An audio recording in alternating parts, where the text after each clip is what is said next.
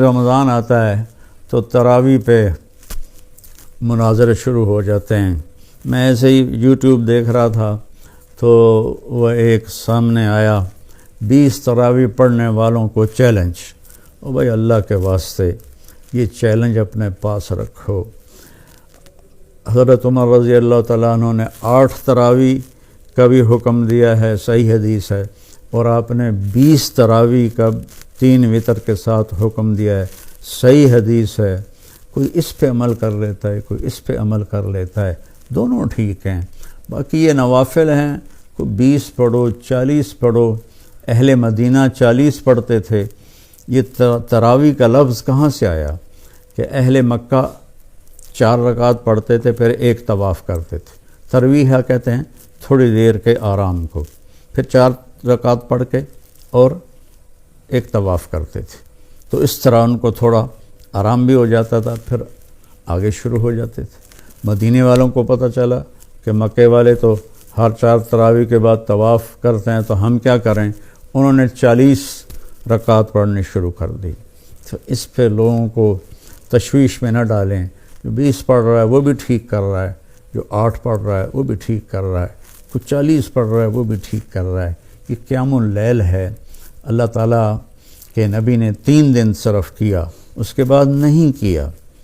اور ہم تو سب پورا مہینہ کرتے ہیں۔ اس کو حضرت عمر رضی اللہ تعالیٰ عنہ نے جاری فرمایا، اور دونوں صحیح روایات ہیں، 8 کی بھی 3 رکعت 11، اور 20 کی بھی اور 3 رکعت وتر۔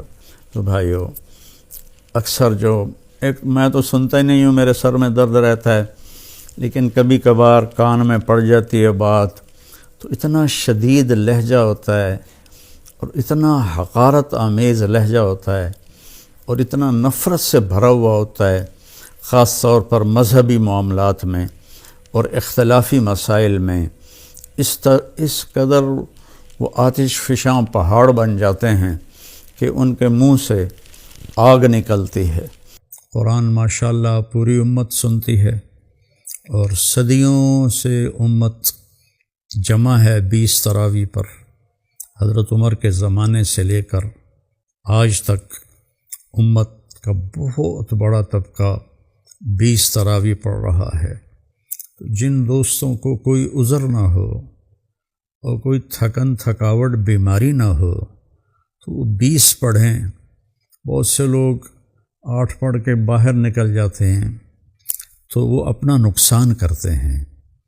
میں یہ نہیں کہہ رہا کہ انہیں گناہ ہوگا، میں یہ کہہ رہا ہوں کہ انہیں نقصان بہت بڑا ہوگا کہ انہوں نے 24 سجدے انہوں نے ضائع کر دیے، جو بعد میں انہوں نے 12 رکعت میں پڑھنے تھے، اور وتر کے سجدے بھی باجماعت ضائع کر دیے۔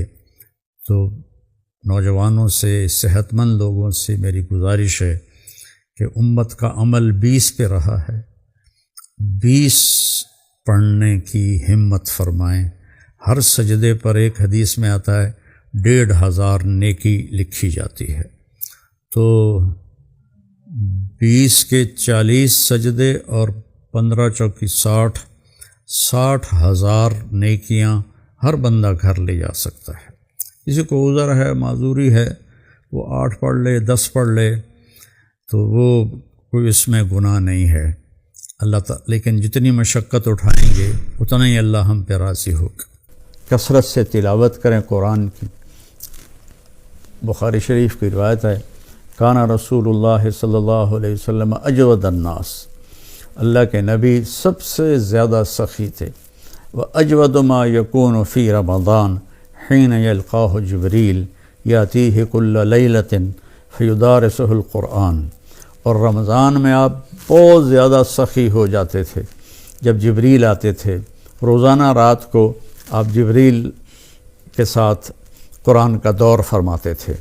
تو یہ واحد نبی ہیں جن کے پاس اتنی کثرت سے جبریل تشریف لائے، ہر رات تشریف لاتے تھے۔